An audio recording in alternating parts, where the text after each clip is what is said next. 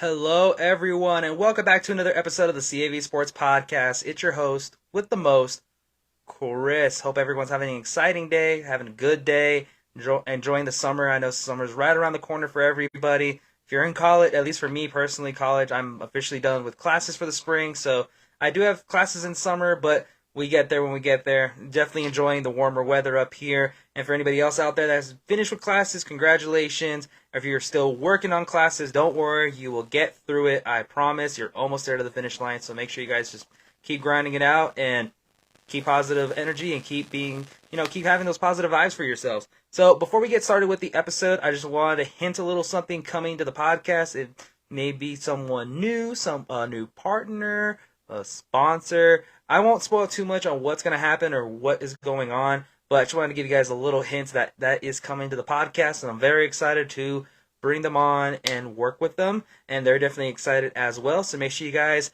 follow me on social media at Facebook, Instagram, Twitter, TikTok, anything like that at CAV Sports or CAV Sports Podcast, because I will be announcing what is going on with that, but just to kind of give you guys a little bit of hint of what's going on. So to start off the podcast, the Dallas Stars have tied the series with the Kraken 2-2 after last night's win 6-3, and it was definitely something the Stars needed. They needed to rebound from the game they had a few days ago. They lost 7-2 to the Kraken, and that kind of had me not really worried, but a little bit more concerned about what may happen, just because of the fact that the Stars, at least from when they played in the last series against the Wild, I've never seen them lose at least that bad. So it was a little concerning seeing that Seattle came out guns blazing in the 7-2 win, which gave them the lead 2-1. But with the Stars coming back yesterday, winning 6-3 against the Kraken in Seattle, definitely just gave me a refresher, gave me a deep breath of relief, and said, we're okay. Take it one game at a time. No need to press the panic button. We're going back to Dallas. That's very exciting. So go Stars, go. I'm very excited. Hopefully they can finish it in 6. I believe they can. Hopefully they don't have to go to 7, but go to 7. They go back to Dallas, so at least we get to finish it at home. So, rooting for the Stars, and, everything goes well for them. We're making the push to the Stanley Cup, and we just need to get through the Kraken, and definitely just building that momentum and taking it away from the Kraken is one thing you definitely want if you're a team, especially since they just lost really bad. All the momentum shifted to Seattle after they pulled out that 7-2 win a few days ago. But now Dallas coming in, winning 6-3, and saying, you know what? We don't care that you won 7-2. It was just one game. We're going to come back and do it to you guys. So 6-3. And now I believe they have momentum back on their side, going back to Dallas. Definitely a great time to do it. So let's go Stars. Let's continue that momentum. Let's get another win, and let's finish this series out. Alrighty, so first topic of the day, NBA playoffs are still in full swing. So now I'm going to cover 2 basketball games that kind of caught my eye, and we're going to go from there. So first up, the first game, the Nuggets beat the Suns 118-102, and now they have a 3-2 lead over the Suns in the series. So let's kind of break down this game a little bit. I'm going to go to the Nuggets side first. First of all, Jokic doing Jokic teams 24, 13, and 12. He was killing it. I mean, he kind of has his way against that defense, and you could definitely tell. I mean, if you ever just seen Jokic play, he looks like a point guard at the size of a center. Just the footwork he has, and kind of the great shot he can do, and he can make space. Just a big guy. I mean, he's I wouldn't say he's unstoppable, but he's definitely up there with being very hard to defend, and I think the Suns are realizing that without CP3, who's kind of a good defensive anchor. Now, I wouldn't put him with Jokic, but he does kind of help at least a little bit. But, I mean, the Nuggets they're riding with Jokic and Murray and hoping for the best, and Jokic is just delivering game after game after game, and this one definitely helped, kind of pull them in and get the win. However, let's move on to the Suns, because we could talk about Jokic being great any day of the week. Let's go to the Suns. Here's what's hurting the Suns. Kevin Durant just hasn't been efficient. Since the 11-19 for shooting game, he has not been that efficient. He had 26 points, sure, but he was 10 for 24, and he was 0 for 3 from the three-point line. He's not shooting good, which is definitely not what you want if you're a Suns fan, especially acquiring him from the Brooklyn Nets to hopefully win a championship this year, pairing him great with Devin Booker. it's just not enough. Like, he hasn't been efficient enough to get the Suns at least in a comfortable position to where they can win games. The most recent game they won, they only won by a couple points. I have it right here. They only won by 5 in the last game the last game that they won against the Nuggets, which was, I believe, on Sunday, I believe. So, like, they need a little bit more from him and Booker. I'm gonna get to Booker in a second, but Kevin Durant just not shooting well is, first of all, kind of interesting on everybody's end, but it's also like that is not something we're used to seeing from Kevin Durant. He'll have a bad game every now and then. He'll still get you 30-something points, but below 30, 26, and shooting less than 50 is not very ideal for Kevin Durant, especially since that's what the Suns are investing with Kevin Durant and trying to at least win the championship this year, but they got to go through the Nuggets. And the Nuggets are probably going to be the team to beat in the West. And it's very competitive, especially since the Nuggets are not making it easy on the Suns. So going from there, let's shift on over to Devin Booker, who had 28 points, but he was 8 for 19. That's not good from your top 2 scorers going into playoffs. This is something that maybe like the regular season, fatigue, tired, that's not what you want in playoff time. Playoff time is when you need it. And this is what I have for the Suns if they're going to try to beat the Nuggets and maybe win the series. There's got to at least be 70 points between Booker and KD. Like, there's no ifs, ands, or buts about it. They just have to. Like, there's no other way they can do this without, citing that something crazy happens to the Nuggets, like an injury or something, which, God forbid, nothing happens to anybody. But you guys get my point. It's probably, barring an injury happening to Jokic or Murray or whatever, it's probably the only way they're going to try to win back this series is if Booker and KD can at least get about 70 points together. Because even when they won against the Nuggets a while back, they only won by 5, and that's with both of them going off, having 64 points. It's just not good. That is something. They had over 60 points together, but they still only won by 5, and I believe the game before then, the first game they won, they only won by 7. And that's with KD and Devin Booker having a great game. So I think that's going to be the biggest thing the Suns need, is they need both of their top scorers to score over 60 points, because if they don't, they're out. Like, I'm sorry. Like, KD is great. I'm a big fan of KD. Devin Booker, I believe, is really good too. But without both of them, the Nuggets are running all over the Suns team. Like, it's just plain and simple. We've seen it, because they don't really have an answer for Jokic. Jamal Murray can get you points when he does, he gets you points. He'll get you 30. He can get you 30, 40 points. So can Devin Booker and so can Kevin Durant. However, Jokic is standing out to be the difference maker in that series, because when Jokic goes off and everyone else is clicking, no one can stop the Nuggets. And the Suns are definitely evident of that. So they need to at least either get KD and Booker to get at least over 60 points, maybe to 70 together to possibly pull out a win. Or, like I said, something drastic or something crazy must happen. Because I don't really see them having any other way to beat them. I just don't. And with CP3 not being there, I think it's a little bit hurting them. But I also think that because I believe in the last game, CP3 wasn't there, and they won. So there is a way they can do it without CP3, but they need their 2 top scorers to be more efficient. You can't have these types of games where you're scoring a little below 30 and try to win the game. That's not how that's going to work against the Nuggets. You need to be on top of your game throughout the series. I understand that it does get tiring, but but you're kind of the main person for that. That's why everybody likes KD so much. Whenever he came back from injury, not everyone was worried, because he can still get you 30 points. It may not be pretty sometimes, but he'll get you 30. But if he can't get 30 against the Nuggets, they're going to have an issue. And if Devin Booker can't get over 30 against the Nuggets, they're definitely going to have an issue, because without both of them, and only one of them tries to get the points, it's not going to work. That's just, we're not in that game where one person can go off and have 40 and they'll still win the game, because that's not true. We can't have that anymore, especially when you have someone like Jokic who can rebound and can set up people for them to get a shot, and he can get assists. You can't do it.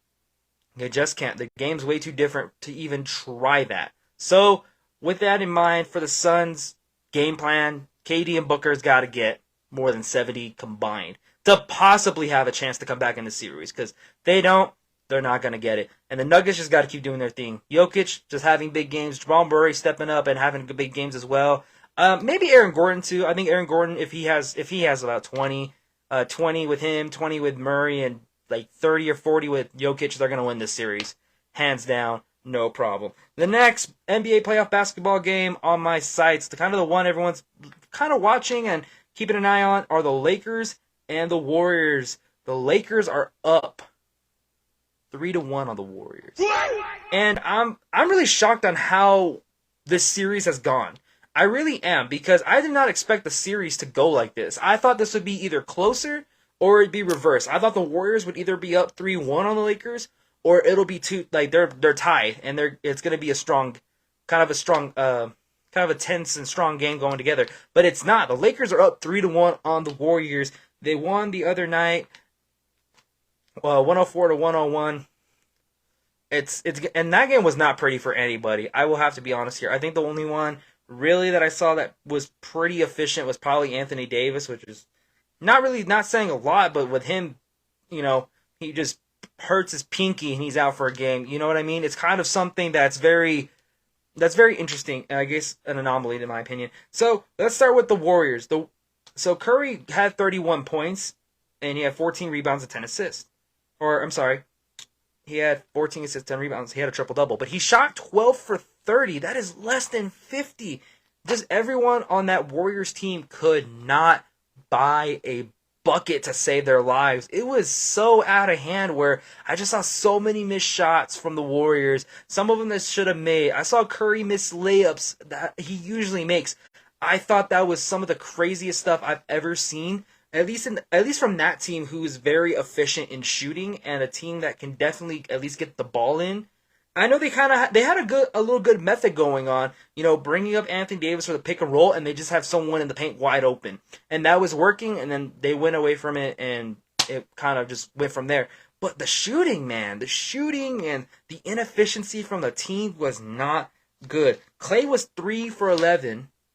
Wiggins was 6 for 14. I believe Klay had about 8 points. Wiggins had 17. And Jordan Poole didn't get any points, and I think he only had 10 minutes of play off the bench. Barring that, Klay can't have only 8 points. It's the same predicament that KD and Booker had, is that you can't just have Curry making all the points and everyone else kind of takes a step back and says, you know what, let Curry cook. Let Curry cook, sure, but when you're in playoff time, everyone needs to be in the kitchen cooking. You know what I mean? Like, you can't have just Curry dropping 30, 40 points, and everyone else, the closest one is 17. You can't do that. And we saw it whenever Klay went off, and he had I believe he had 30 points, and Curry didn't have 30. We saw how good they are and how wide they can blow this game out of proportion. We've seen it happen. We've seen Klay get those Steph Curry kind of games. We've seen Steph Curry shoot more efficiently than less than 50% from the field. We've seen it. Why it didn't happen in this game, I have no idea. And I think, honestly, the only reason why the game was so close is because the Lakers were having similar issues. It wasn't that pretty. Like, LeBron only had 27 and he was 10 for 25. Wasn't great. But we'll get to the Lakers in a minute. But having that inefficiency from a pretty good shooting team is not what you need in the playoffs right now, especially if you're trying to get back into the game. I understand being in LA and all that, but you're a higher seed. You have Steph Curry and Klay, Wiggins, Jordan Poole, who everyone believes is going to be the next great player, whatever. You have great players that don't normally have these situations where they're just not producing.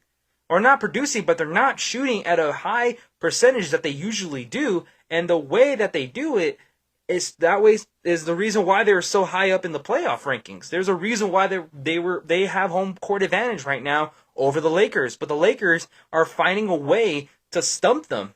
We saw it in the first game. Their defense was absolutely phenomenal, and now with this last game, their defense helped out, but it didn't help that Curry and the team couldn't buy a bucket. That's just what happened.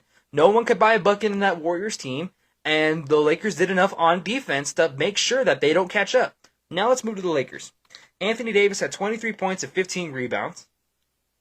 And then LeBron James had 27, like I said earlier, for 10 for 25. He used 2 for 9 from the three-point line. Both combined were 50 points, which is more than probably, yeah, I'd probably say more than the starting lineup for the Warriors.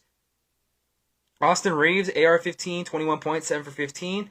Here's one of the bigger helps. Lonnie Walker, former Spur.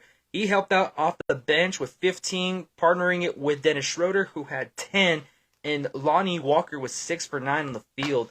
Just him coming in off the bench and helping out, keeping them ahead in the game was a help for the Lakers. I know whenever he left Spurs, Spurs fans were like very devastated that he left. I thought he was actually pretty good with the Spurs, but now coming in for LA, this was his moment to shine. Coming in, dropping 15 off the bench, making sure that they solidify a win was just helpful. Whenever I believe in the NBA, you can have the starting five all-stars, but you're gonna need a bench. You need depth to help you out because you can't always rely on your starting five to possibly get you combined 50 because it doesn't always happen. In this situation, it did. Davis and LeBron combining for 50, and then Lonnie Walker coming in. But we saw what also happened. The Lakers weren't shooting as well compared to the Warriors because I believe put together they shot lower percentage than the Warriors.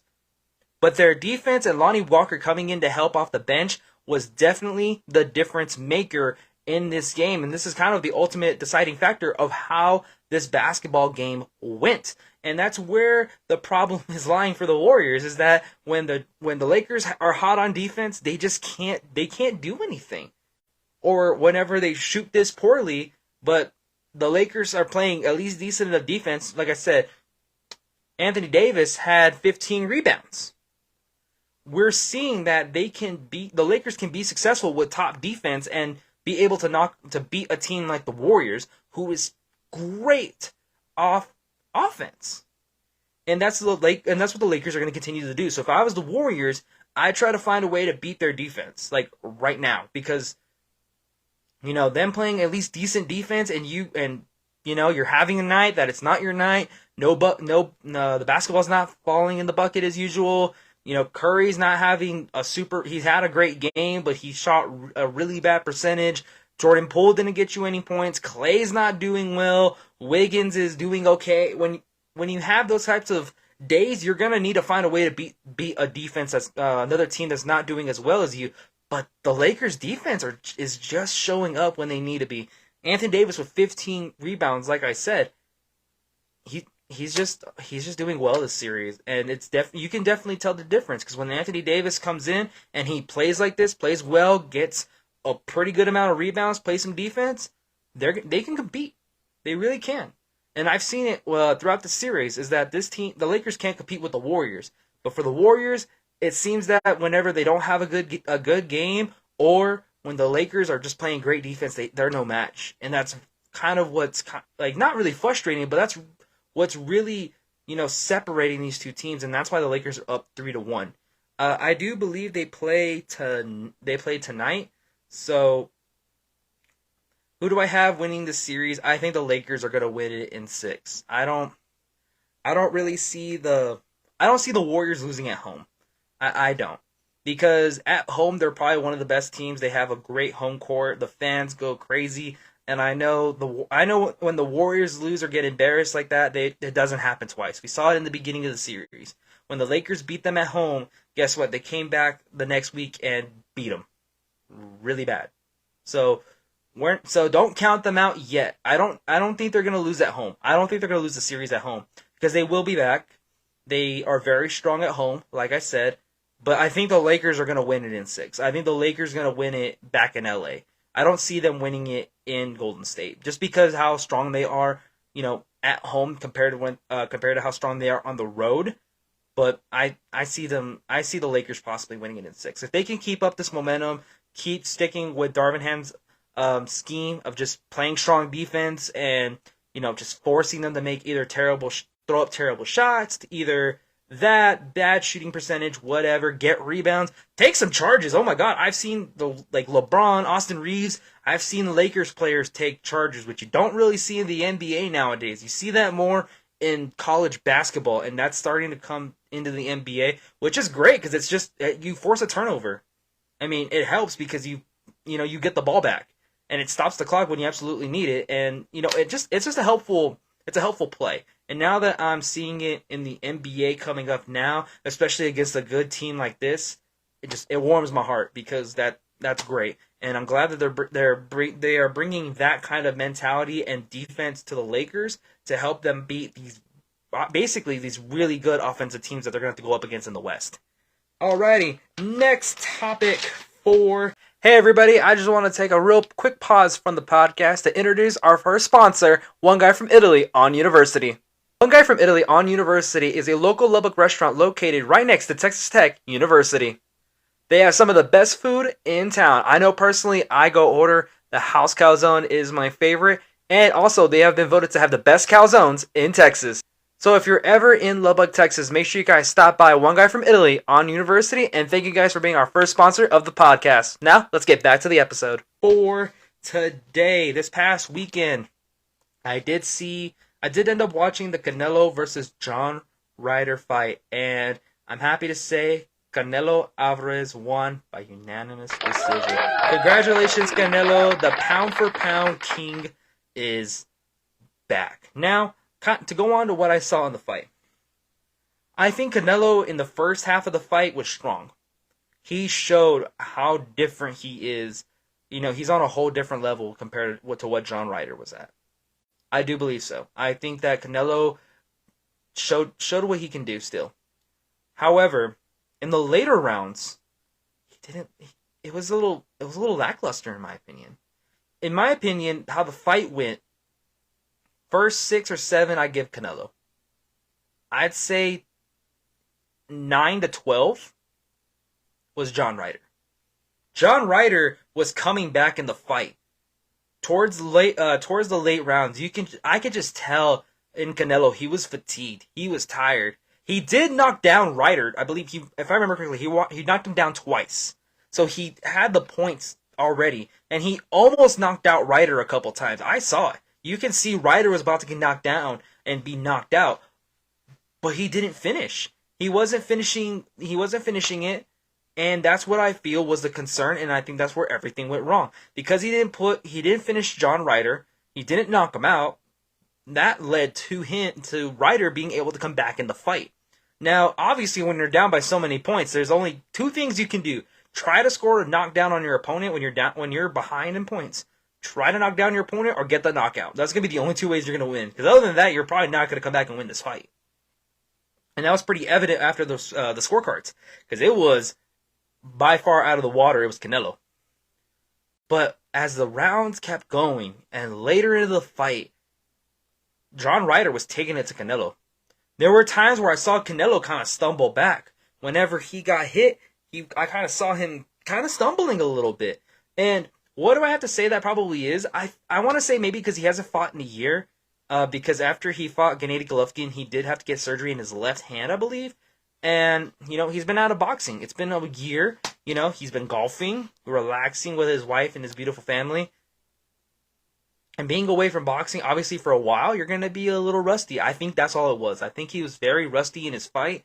But, I mean, age is always undefeated. Maybe his age is kind of showing a little bit. He has been fighting since he was professionally since he was 15 years old. Maybe the body's starting to catch up to him. The surgery was definitely a telltale sign. But I know he wants to continue. He wants to grow his legacy. But hopefully he can take some more fights before going any further. Just because he kind of have to. You can't just be away from the sport and come back and, expect to still be the same. It happens. We've seen it. We've seen it happen in other sports. Cam Newton's a great example. He was out for a while. He came back. He wasn't that great. Deshaun Watson, whenever he finally started for the Cleveland Browns, he wasn't that good. Whether you want to believe it or not, do I think he can be a good quarterback? Of course, we saw what happened in Houston. But what happens when you don't play football for 2 years? You get rusty.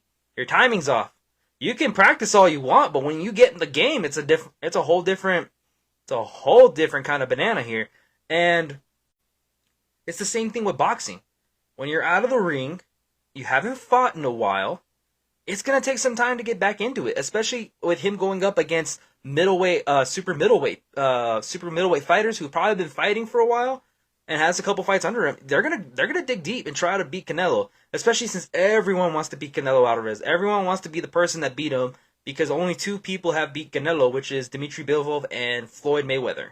So everyone wants to be the person that tries to beat Canelo Alvarez. And I think that is an evident sign that probably Canelo needs to, if he wants to continue growing his legacy, he's got to fight a little bit more.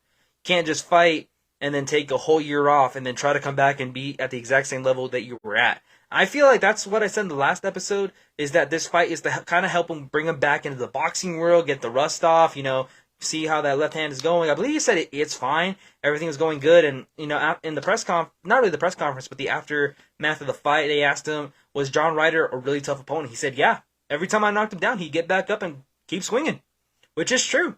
I got to give John Ryder credit. Every time he got knocked down, he didn't give up.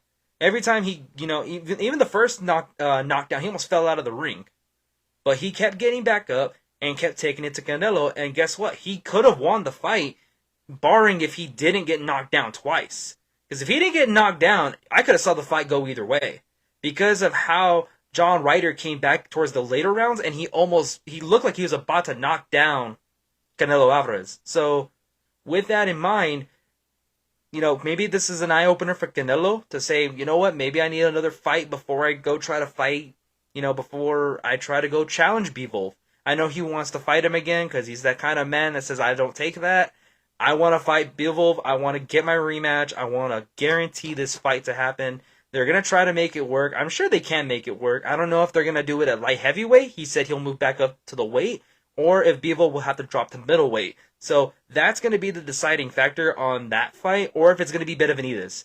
I think he should fight Benavidez just because I believe it's in the same weight class, and it's just more to kind of be able to get his arms and legs moving. But realistically, if that same Canelo fought Bivol right now, I don't think he'll win again. I'm sorry. I think he does need a couple more fights to get back into that groove of boxing and then fight Bivol.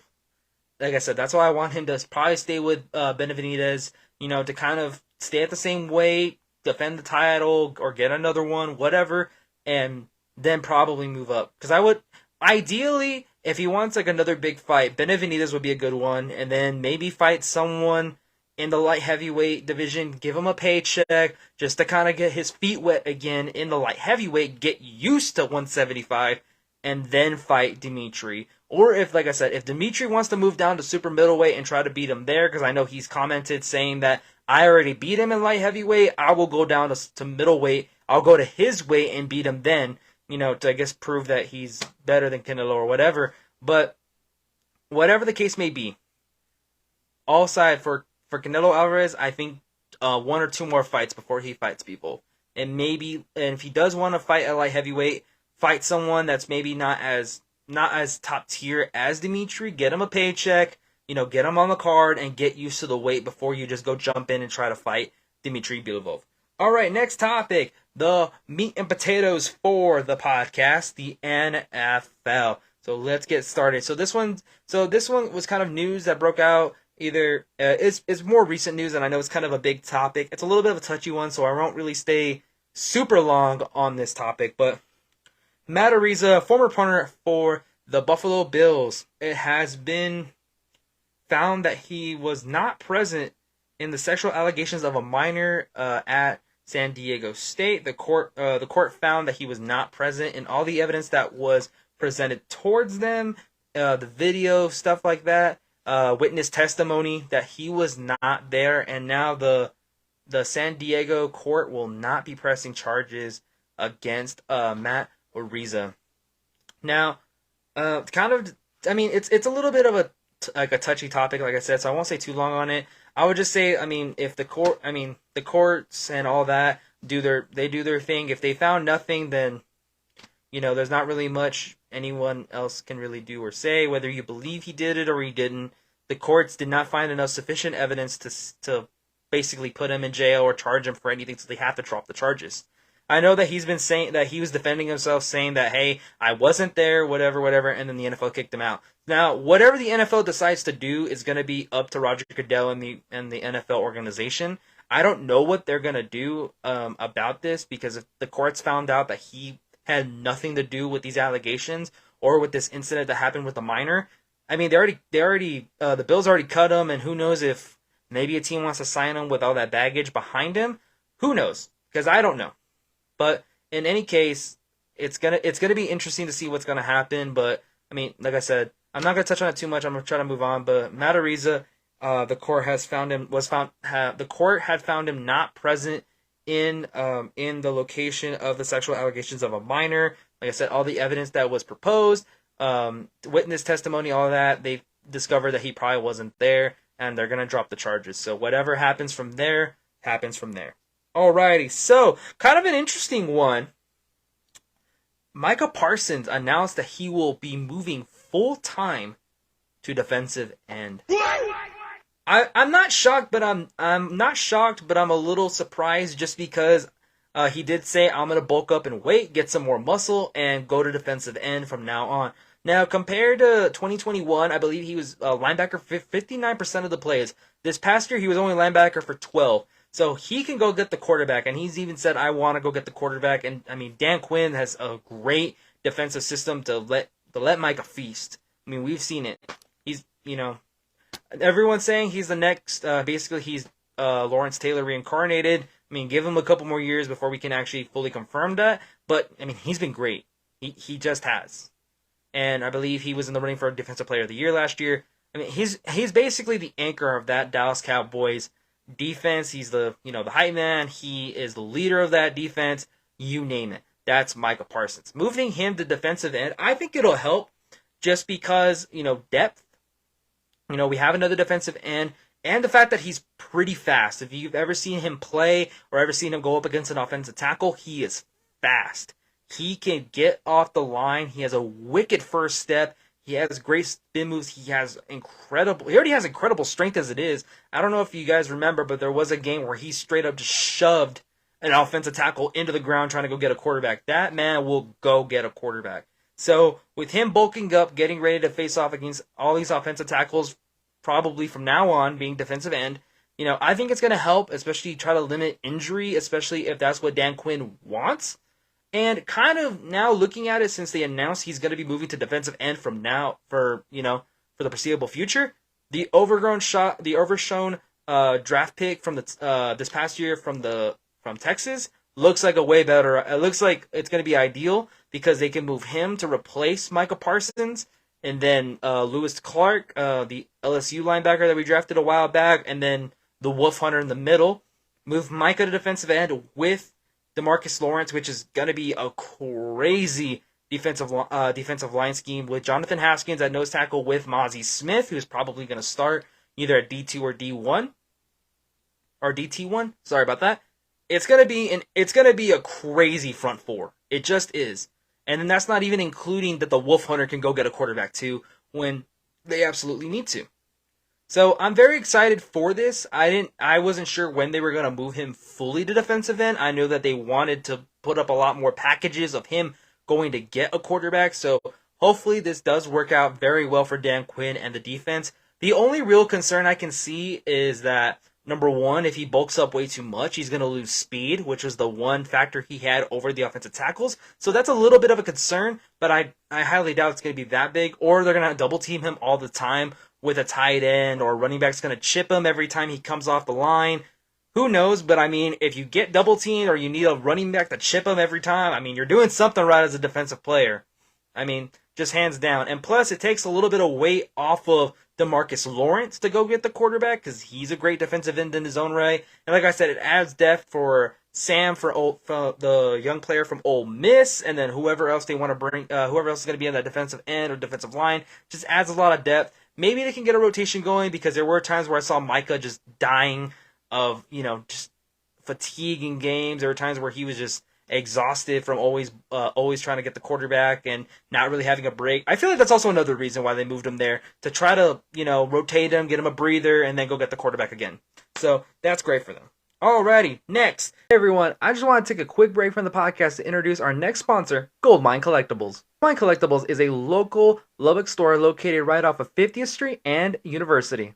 Goldmine Collectibles sells a variety of things such as Funko Pops, wrestling figures, Pokemon cards, comic books, and more. As an example that I bought from Goldmine Collectibles is this awesome Cody Rhodes Double or Nothing Championship figure that they had in the store.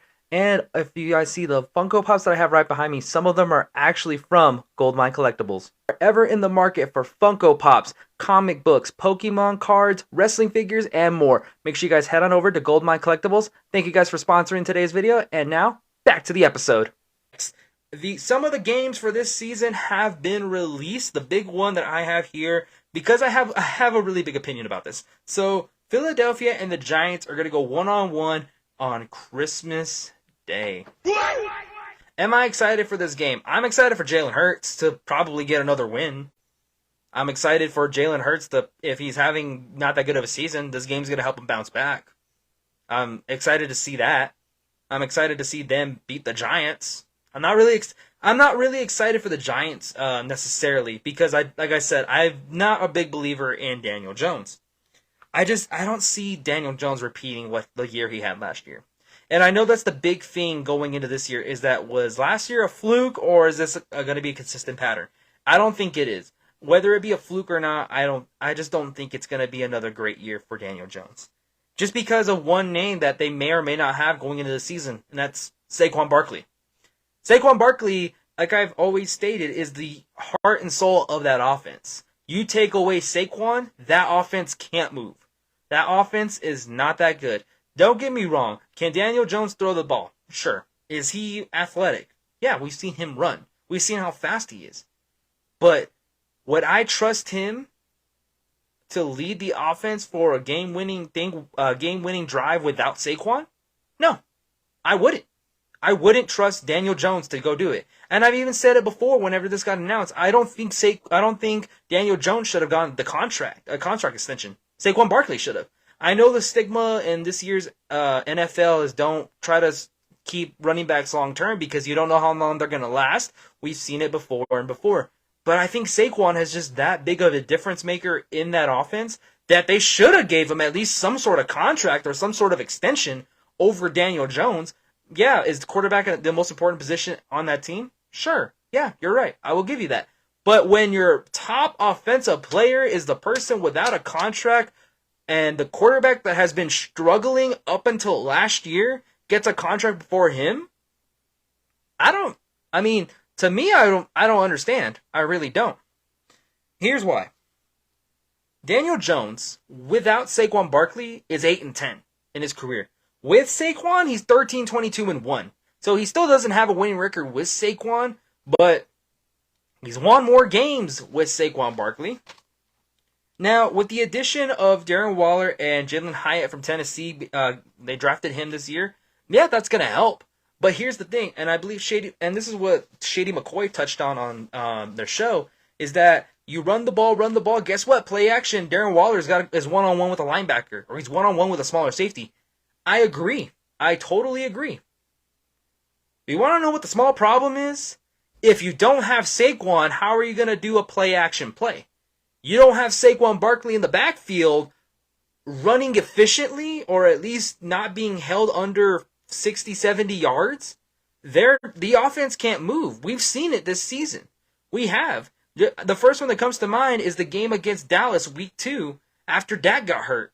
They held Saquon to less than 100 yards, and Daniel Jones didn't play good. We've seen it before. The game in Thanksgiving with Dak back.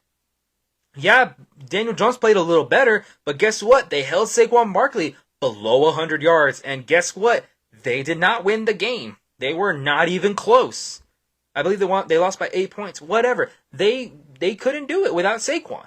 And we've seen it. We saw it 2 years ago when Saquon wasn't playing and he was hurt for the year or whatever, or he was injured for a certain amount of time. Guess what? That offense wasn't great. That offense couldn't move. This past year when he came back, that Giants offense was different. You know, the head coach, he looked like a genius. Daniel Jones looked like he can actually play quarterback. Guess why? Because Saquon Barkley made that offense look good. Everyone says, well, he doesn't have a wide receiver to throw to. He doesn't have this, he doesn't have that. Yeah, I'll give you that. He doesn't have a wide receiver, sure. But guess what? He was less efficient without receivers, without Saquon Barkley. He was not as good, without Saquon. He was even worse. He was worse without him than he was with them. With Saquon helping and, opening up the play action for him, guess what? Receivers were getting open. He was able to throw touchdowns. He was able to get it deep. He was able to pull, do his QB keep and run downfield. Why was that? Because Saquon Barkley opened up those lanes for the New York Giants, at least for that offense to be a little bit more successful than they were the year prior in 2021. Now, fast forward. It's going to be the same thing. If the Philadelphia Eagles, which I think they can, they take away Saquon Barkley, especially with the new defensive pieces that they brought in Nolan Smith and Jalen Carter, and shut down Saquon Barkley, guess what? Daniel Jones is not going to be that great. He just isn't.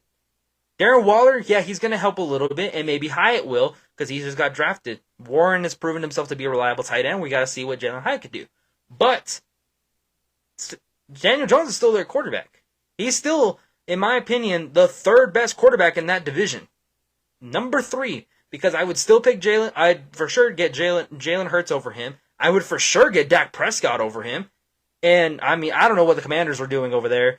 I don't know who they're going to go with, because they got rid of Taylor Heineke. All they have is Jacoby Brissett and Sam Howell. So by default, he's better than both of them. Jacoby Brissett has played a little bit, so we'll have to see what happens with them. But you get my point here. He's still the third best in that whole division. I would still rather go with Dak Prescott than him. Keep in mind this, Dak Prescott, who everyone said had a worse season than Daniel Jones, got farther in the playoffs than Daniel Jones did. He got farther. He also had a better record than Daniel Jones did this past season, and he's threw more interceptions than Daniel Jones did. Why is that? Because I think Dak is a better thrower than Daniel Jones is. I think he's a more accurate thrower than Daniel Jones is. Jalen Hurts has been in the league a little bit less than Daniel Jones has, I believe. Guess what? He got to a Super Bowl already. Daniel Jones hasn't even been close to a Super Bowl. Jalen Hurts took the step he needed this year in a big way. The Giants, this is the first time he's had an actually good year. And that's my point. Because with Saquon coming in, he had a good year. If Saquon is not there, they will not have a good year. And all that time they traded for Darren Waller and got Hyatt, it's going to be for nothing. And they probably just wasted a contract on Daniel Jones when they should have gave it to the rightful person who deserved it. I think way more than Daniel Jones has is Saquon. And that's what I think about that. Alrighty, so this is kind of a topic that kind of came up in a show that I kind of wanted to touch on a little bit. So the question was, did the Cowboys close the gap with the draft that they had and the pieces that they brought in? I think they did. If you're asking, did they close the gap? Did they narrow the gap? I think they did. I honestly think they did. With Mozzie Smith coming in, who can help be a beast in the note at defensive tackle, try to get in the trenches and stop that really, really messed up play, that double Reggie push play that the Eagles love to run with Jalen Hurts. He can help there. Drafting linebackers to help. Now Micah Parsons is moving to defensive end. They brought back their secondary. They added on Gilly. They helped out on offense by bringing in Brandon Cooks. Tony Pollard is back. They brought in a couple running backs. I think this year first of all, I think Dak Prescott's going to be a lot better this upcoming year than he was last year. Because last year was just not good. But I think he's going to be better. So with a better Dak Prescott, do I think that they closed the gap? I think they did. Because if Dak Prescott can play better than this past year, they're going to be fine. I think that they're going to be okay. They will. Because we saw how good he can be when he's not throwing 15 interceptions. When he's throwing less, I think barring that year, I think he averaged about 10 to 11 interceptions a season when he came in. So barring last year, he actually didn't throw that many interceptions. Now, with Brandon Cooks coming in, being a good deep threat, CeeDee Lamb a true number 1, and Michael Gallup can move to receiver 3, it's going to help. And I think that's going to, at least on offensive firepower, kind of compete against the Eagles. Because they're going to have to go up against A.J. Brown and Devontae Smith. Now DeAndre Swift has come in, which I still would pick Tony Pollard over Swift any day of the week because Pollard actually got 1,000 yards rushing. So It's gonna be interesting how this matchup is gonna go. But I do think the Cowboys got better on defense, and the reason why is because they're gonna have to go up against Philly. Now, a factor here that I heard some people say is that, well, Cowboys lost Kellen Moore. You're right, we don't know what's gonna happen with Mike McCarthy. But don't forget, the Eagles lost their offensive coordinator and their defensive coordinator. So who knows how that's gonna look. The offense may look still the same because of Nick Sirianni, but who knows what that defense is going to look like. Even with all those draft picks that they got on defense to help replace Fletcher Cox and Brandon Graham after they retire next year or whenever they're done, they got to figure out who's going to be their coordinator and how they're going to run that defense. Nick Sirianni can't do both. So with that in mind, that's going to be something that's going to be interesting to look at. But if you're asking just direct, did they close the gap? I think they did. The Eagles are still going to be the team to beat in the NFC East, but I do think that the Cowboys at least have a chance to possibly win the division. They do. I don't think the Commanders are definitely going to become close. I definitely don't think the Giants are going to be the closest one. So it's going to be the Cowboys. I think the Cowboys have the closest chance of winning the division over the Eagles. Will it happen? I don't know. A lot of people are saying, no, Philadelphia is way too good. That offense that they run for Jalen Hurts is way too dominant. Sure. But we never know what can happen. You never know. For all we know, maybe Dak Prescott will have an MVP season. We just got to wait and see. But I think right now with the people that they added, the draft that they had, I know it's not a lot of splash. People are giving them about a C, C+. They drafted necessities. But you got to see who we got to go up against twice a year. It's going to be Philadelphia. And the other NFC teams that are probably looking to get stronger. We saw it with Seattle when they drafted Jackson Smith and Jigba. I mean, who knows what's going to happen with the Rams. Like, the 49ers still have Debo, Christian McCaffrey, Brandon Ayuk. They still have good players. Like, we still have a tough NFC to go through without the Eagles. So I think them getting tools to help Dak Prescott, getting linebackers to help to replace Micah. Micah can move to defensive end. Getting another top corner to help Diggs, and then Donovan Wilson and Kurtz coming back. I think it's going to be an interesting matchup. That's all I have to say. All right, final topic for the day. It was reported that Sam Darnold is the best thrower in the 49ers locker room. Now, I will give a pass on Brock because Brock had surgery on his shoulder, so that makes a little sense. But Trey Lance, dude, you've been there for 3 years, and reports are saying that Sam Darnold is a better thrower than you are. That's a little concerning for Trey Lance, and I think that's the sign of the 49ers might trade away Trey Lance just because that's not good. It just isn't. And going about it that route is going to be kind of interesting. Because I know that's why they brought in Sam Darnold. Because we saw what happened whenever they went up against Philadelphia. They ran out of QBs. They ran out of bodies. So guess what? They went to go grab another one to add to their quarterback room. Maybe a little competition for Trey Lance. Who knows? But now, with reports saying that he's the best thrower in their locker room right now, it's kind of a concern. Like I said, Brock Purdy just had surgery. I can get that his shoulder might be a little weird. Shoulder. Sorry, I'm messing up pronunciations here. His shoulder might be a little wonky. Okay, we don't know how much it's gonna affect him. But Trey Lance, you've been there for a couple years now. There should be no excuse that Sam Darnold barely coming in is out throwing you in practice or OT, whatever they're doing right now, and they're saying that he's a better thrower. Like there's no way. There just isn't. So if that's going to be the case, then I feel like Trey Lance's time in San Francisco might be up. Because if you're being outbeat by Sam Darnold, now I'm not trying to say like Sam Darnold's bad, because we saw what he did in Carolina. He actually did kind of decent. Whenever he came in for Baker, they still had a possible chance to win the division. But him coming into a new team and not even barely getting a grasp on the concept, not good. Not good for Trey Lance if he's going to be possibly third string. It just isn't looking good.